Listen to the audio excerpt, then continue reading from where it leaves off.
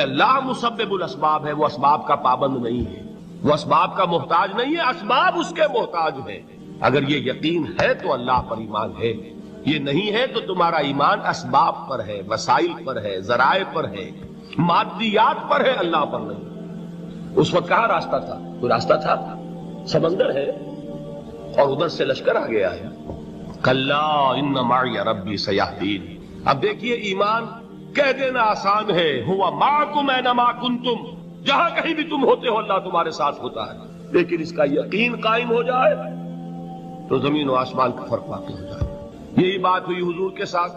غار ہے، چھپے ہوئے ہیں محمد رسول اللہ اور آپ کے وہ یار غار ابو بکر صدیق رضی اللہ تعالی عنہ۔ اقبال نے حضرت ابو بکر کی شان میں چند اشعار کہے صرف، لیکن واقعہ یہ ہے کہ بھاری بھاری نظموں پر اور قصیدوں پر بھاری، طویل ترین نظمیں اور قصیدے ہوں ان پر بھاری۔ ہمتیں ابو بکر کی ہمت جو ہے، کشت ملت را جو اب جیسے بارش سے کھیتی اپجتی ہے، ابو بکر کی ہمت اور عزیمت اس امت کو اسی طرح سینچنے والی ہے۔ ثانیے اسلام و غار و بدر و قبر، وہ دوسرے تھے اسلام میں، دوسرے پہلے کون تھے؟ انا اول المومنین، حضور کی باتیں، سب سے پہلا ایمان لانے والا میں، دوسرے ابو بکر۔ ویسے ہمارے ہاں یہ چلتا ہے اختلاف، حضرت علی پہلے ہیں کہ حضرت ابو بکر پہلے ہیں، لیکن اس میں بڑی خوبصورت تطبیق قائم کی ہے علماء نے اور بہت صحیح ہے۔ چار کے بارے میں فیصلہ ہی مت کرو کہ کون پہلے، ان کی ایک عجیب تقسیم کرتی ہے۔ آزاد مردوں میں، بالغ مردوں میں سب سے پہلے ابو بکر، بچوں میں سب سے پہلے علی، خواتین میں سب سے پہلے خدیجہ، اور غلاموں میں سب سے پہلے زید ابن حارثہ۔ بڑی پیاری تقسیم ہے، یہ چاروں ہی پہلے ہیں، ہر ایک کے لیے اولیت ہے۔ اور واقعہ یہ ہے کہ اگر زمانی اعتبار سے تعین ہوگا تو پہلے خدیجۃ الکبریٰ آئیں گی رضی اللہ تعالی عنہ، کسی اور سے بات کرنے کی نوبت بعد میں آ سکتی ہے، پہلے تو اہلیہ محترمہ سے بات ہوئی، آتے ہی پہلی وحی ہوئی ہے، ابھی تبلیغ کا حکم نہیں تھا۔ کس کو بتایا واقعہ؟ ابھی اپنی نبوت کی تبلیغ کا تو حکم ہی نہیں آیا۔ واقعہ کس کا ہے؟ وہ خدیجہ کا۔ جب کہا ہے کہ خشیت علی نفسی، مجھے اپنی جان کا اندیشہ ہے، تو کیا جواب دیا خدیجہ نے رضی اللہ تعالی عنہا؟ وہ صدیقۃ الکبریٰ ہے، صدیقات جو ہے خواتین ان میں چوٹی پر خدیجۃ الکبریٰ ہے رضی اللہ تعالی عنہا، اور صدیق جو مرد ہیں ان میں صدیق اکبر ہے ابو بکر صدیق رضی اللہ تعالی عنہ، لیکن صدیقات میں چوٹی۔ جب حضور نے فرمایا خشیت علی نفسی، کیا فرمایا، کیا عرض کیا، کیسے تسلی دی؟ نہیں، اللہ آپ کو ضائع نہیں کرے گا، آپ غریبوں کے ہمدرد ہیں، آپ مساکین کے تکالیف رفع کرنے والے ہیں، آپ بیواؤں کی سرپرستی کرتے ہیں، آپ مسافروں کی خدمت کرتے ہیں، اللہ آپ کو ضائع نہیں کرے گا۔ یہ یقین ہے اس خاتون کے اندر۔ خیر وہ ایک علیحدہ بات ہو جائے گی۔ میرے دل پر حضرت خدیجہ رضی اللہ تعالیٰ عنہ کی شخصیت کا بڑا گہرا نقش ہے، جو وہ کوئی اور ہی وقت اور موقع ہوا تو بیان ہوگا۔ بہرحال اقبال نے ایک مصرے میں جو چار اولیتیں جمع کر دی ہیں، ہمتیں کشت امت را چو ابر، ثانی اسلام و غار و بدر و قبر۔ اسلام میں حضور کے بعد پہلے کون؟ ابو بکر۔ غار میں حضور کے ساتھ کون؟ ابو بکر۔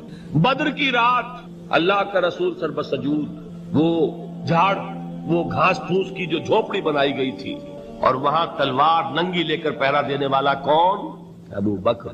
اور اس حجرہ عائشہ میں محمد کے بعد سب سے پہلے دفن ہونے والا کون؟ ابو بکر رضی اللہ تعالی عنہ صلی اللہ علیہ وسلم۔ وہ جو معاملہ میں سنا رہا تھا غار ثور کا، حضرت ابو بکر بھی حضور کے خیال سے لرز گئے ہیں۔ آپ کو یاد ہوگا کہ جا کر پہلے تمام جتنے سوراخ تھے انہیں بند کیا ہے، ایک سوراخ رہ گیا تھا جس کو بند کرنے کے لیے کوئی کپڑا نہیں تھا، وہاں اپنی ایڑی رکھی ہے، تب کہا ہے حضور سے تشریف لائیے، اور اپنے زانو پر حضور کو لٹایا ہے، اور وہاں کسی موذی جانور نے کاٹا ہے، حضور کی آنکھ لگ گئی تھی، اس وقت اس بل کے اندر جو بھی بچھو ہے کیا ہے واللہ عالم، اس نے کاٹا ہے، اس کی تکلیف کی وجہ سے ابو بکر کی آنکھوں سے آنسو ٹپک گئے، حضور کے چہرے مبارک پر پڑے ہیں، تو حضور جاگے ہیں، معاملہ کیا ہے؟ ایڑی نہیں ہٹائی وہاں سے، مبادا وہ جانور وہاں سے نکل کر محمد الرسول اللہ کو کوئی گزن پہنچا دے. ابو بکر کی ایڑی ہے، جس طرح چاہے کھا لے، ختم کر دے، جان نکل جائے تب کوئی آنچ آئے محمد پر تو آئے، لیکن جیتے جی نہیں. وہ ہے ابو بکر. حضور کے خیال سے اس وقت حضور نے پھر اپنا لعاب دہن لگایا ہے اور اس سے پھر آپ کی تکلیف ختم ہوئی. جیسے خیبر میں حضرت علی کی آنکھ دکھ رہی تھی، اس کو جو شفا حاصل ہوئی ہے وہ بھی حضور کے لعاب دہن سے ہوئی. تو بہرحال اس وقت انہوں نے کہا ہے کہ اے نبی یا رسول اللہ، اگر اس وقت ان میں سے کسی نے غیر ارادی طور پر بھی اپنے قدموں کی طرف جھانک لیا تو پکڑے جائے گا. کیا جواب تھا اللہ کے رسول کا؟ لا تحزن ان اللہ معنا. اللہ ہمارے ساتھ سے کیوں گھبراتے ہو ابو بکر؟ یہ ہے ایمان باللہ. میرا مالک اللہ، میرا رازق اللہ، میرا محافظ اللہ، میرا مددگار اللہ، میرا پشت پناہ اللہ، میرا دوست اللہ. یہ دوستی ہے اللہ کی جو لب لباب ہے، حاصل ہے ایمان کا. اسی کا نام ولایت ہے. اولیاء اللہ کے سروں پر سینگ نہیں ہوتے. جس کے دل میں ایمان راسخ ہو چکا ہو وہی اللہ کا ولی ہے. جسے اللہ پر یقین ہو چکا ہے وہی اللہ کا ولی ہے. جسے یقین ہے اللہ میرے ساتھ ہے، میرا مددگار، میرا پشت پناہ، میرا ساتھی، میرا دوست، میرا محبوب، میرا محب. اللہ اہل ایمان سے محبت کرتا ہے. واللہ یحب الصادقین. ان اللہ یحب الذین یقاتلون فی سبیلہ صفا کانہم بنیان مرصوص. اللہ محبت کرنے والا، اہل ایمان محبوب، اور اہل ایمان محبت کرنے والے اللہ محبوب. والذین آمنوا اشد حبا للہ. آپ تصور کیجئے جسے یہ رشتہ ایمان یا رشتہ ولایت حاصل ہو جائے، الا ان اولیاء اللہ لا خوف علیہم ولا هم یحزنون. آگاہ ہو جاؤ، اللہ کے دوستوں کے لیے نہ کوئی خوف ہے نہ کوئی حزن ہے. اور میں بیان کر چکا تھا، خوف اور حزن کے خاتمے ہی کا نام امن ہے. زوال خوف، زوال حزن. یہ خوف اور حزن کیوں آتے ہیں بار بار؟ اللہ تخافوا ولا تحزنوا، دونوں آ گئے. الا ان اولیاء اللہ لا خوف علیہم ولا هم یحزنون، پھر وہی دو. وہ کیوں ہے؟ خوف ہوتا ہے کسی مستقبل کی بات کا، یہ نہ ہو جائے، وہ نہ ہو جائے، یہ نقصان نہ پہنچ جائے، یہ تکلیف نہ ہو، یہ گزن نہ آ جائے. خوف ہے مستقبل سے. حزن ہے یہ کیوں ہوا، یہ نہیں ہونا چاہیے تھا، یہ میرا فلاں چیز میرے ہاتھ سے جاتی رہی ہے، فلاں موقع نکل گیا، اب بیٹھے ہوئے ہیں اندر ہی اندر کڑ رہے ہیں، صدمہ ہے اور رنج ہے. اور جو اللہ پر ایمان رکھتا ہے وہ جانتا ہے ما اصاب من مصیبت فی الارض ولا فی انفسکم الا فی کتاب من قبل ان نبرأها ان ذلک علی اللہ یسیر لکی لا تعصوا علی ما فاتکم ولا تفرحوا بما آتاکم واللہ لا یحب کل مختال فخور. اس زمین میں یا تمہاری جانوں میں کوئی تکلیف، کوئی مصیبت نہیں آ سکتی سوائے اس کے کہ جو اللہ نے لکھ دی ہو اس سے پہلے کہ وہ ظاہر ہو. جس کو یہ حقیقت معلوم ہو گئی اس کو یہ طرز عمل اختیار کرنا چاہیے. جو چیز چھن جائے، جاتی رہے، چھوٹ جائے، اس پر افسوس نہ کرو. کس نے چھینی؟ دوست نے. دوست کے فیصلے پر شکایت. دوستی کو بٹا لگا رہے ہو. سرے تسلیم خم ہے جو مزاج یار میں آئے. اگر دوستی ہے تو پھر تو تمہیں گردن جھکانی چاہیے کہ ہر چے ساقی ماریخ عین الطاف، جو بھی میرا ساقی میرے پیالے میں ڈال دے اس کا کرم ہے. جو اس کی طرف سے آئے اس پر کوئی رنج نہیں، کوئی صدمہ نہیں، کوئی غم نہیں، کوئی شکایت نہیں، کوئی شکوہ نہیں. اور جو ہوگا وہ اس کے اذن کے بغیر نہیں ہوگا، اور اس کا اذن ہوگا تو یقیناً میرے لیے خیر ہی خیر ہے. چاہے وہ ناگوار شے ہو، بظاہر مجھے اچھی نہ لگ رہی ہو، میری شارٹ سائٹڈنس میں مجھے وہ نظر آ رہی ہے کہ میرے لیے بری ہے، لیکن قرآن نے کہا ہے عسیٰ ان تکرہوا شیئا وہو خیر لکم وعسیٰ ان تحبوا شیئا وہو شر لکم واللہ یعلم وانتم لا تعلمون. ہو سکتا ہے تم کسی چیز کو ناپسند کرو درحال ہے کہ اسی میں تمہارا خیر ہو، اور ہو سکتا ہے تم کسی چیز کو پسند کرو درحال ہے کہ اس میں تمہارا شر ہو. اللہ جانتا ہے، تم نہیں جانتے. جب مجھے یہ بات معلوم ہو گئی میں نے اپنا معاملہ اللہ کے حوالے کیا. سپردم بے تو مایا خیش را تو دانی حساب کم و بیش را. اے رب جو تو چاہتا ہے وہ ہو، تیرے علم میں جو شے میرے لیے خیر ہے وہ ہو جائے. میری کوئی پسند نہیں، میری کوئی چاہت نہیں. یہ ہے راضی برضائے رب. اکبر الہٰبادی نے اسے کہا ہے رضائے حق پہ راضی رہ. یہ حرف آرزو کیسا؟ خدا خالق، خدا مالک، خدا کا حکم تو کیسا؟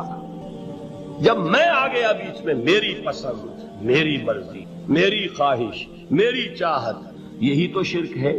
ما شاء اللہ کان وما لم یشاء لم یکن، جو اللہ نے چاہا وہ ہوا، جو اس نے نہیں چاہا نہیں ہوا۔ اختیار اس کا ہے، میرا تو نہیں۔ رضائے حق پہ راضی رہے، یہ حرف آرزو کیسا؟ خدا خالق، خدا مالک، خدا کا حکم تو کیسا؟ اقبال نے اسے کہا ہے فارسی میں، اب آپ کہیں اس کا ترجمہ بھی کرو تو وہ مجھے ذرا اس وقت کچھ بہت ہی بدذوقی کسی بات نظر آئے گی۔ جائیے پوچھئے کسی سے جسے فارسی آتی ہو۔ برو کشید پیچا کے ہست بود مرا، چوک دہا کے مقام رضا کشود مرا۔ مجھے تو تمام پیچ و خم سے نکال دیا اس مقام رضا نے۔ میں راضی برضائے رب ہوں، جو فیصلہ اس کا میں اس پر راضی ہوں۔ تو کہاں کا حزن اور کس کا خوف؟ یہی زوال حزن اور زوال خوف، یہی ہے امن، یہ نتیجہ ہے ایمان کا۔ تو جان لیجئے یہ ہے لب لباب، یہ ہے حاصل ایمان کا۔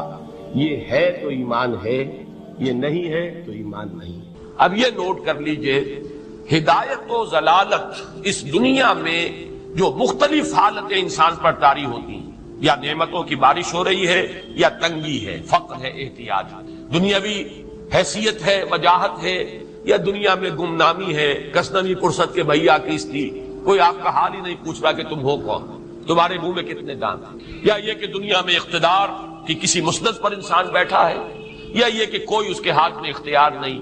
یہ تمام جو حالات انسان پر طاری ہوتے ہیں، ان کے جواب میں جو طرز عمل فکری اعتبار سے اور عملاً انسان اختیار کرتا ہے، اس کے 4 درجے ہیں۔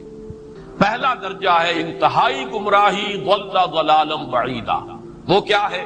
اگر عزت ہوئی، نعمتیں ملی، فلاں دیوی یا دیوتا کی نگاہ کرم ہے، اس کی کرپا سے یہ ہو گیا۔ اور اگر کوئی تکلیف آ گئی، مصیبت آ گئی، معلوم ہوتا ہے کہ فلاں دیوی یا دیوتا ہم سے ناراض ہو گئے، یہ کالی دیوی کی طرف سے کوئی مصیبت آ گئی ہے، یا یہ کہ یہ لکشمی دیوی کی نگاہ کرم ہے کہ ہمیں دولت مل گئی ہے۔ یہ تو ہے شرک۔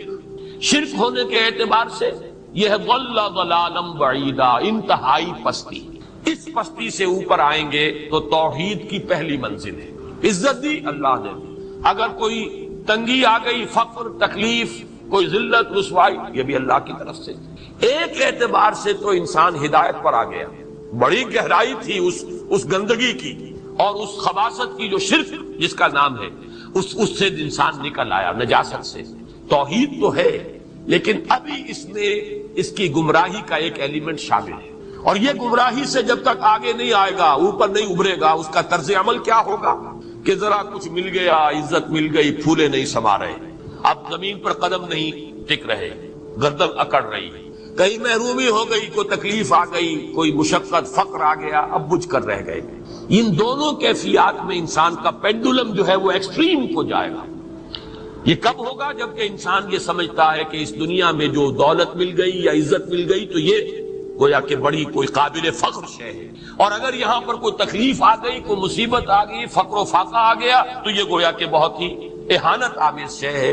اگر یہ انسان سمجھے گا تو طرز عمل وہ نکلے گا نتیجے کے طور پر جو میں بیان کر چکا ہوں، یہ گمراہی ہے۔ اس گمراہی سے نکلیں گے تو آپ کس مقام پر آئے؟ دوسری منزل ہدایت کی کیا ہے؟ نہ یہ عزت ہے، نہ یہ ذلت ہے۔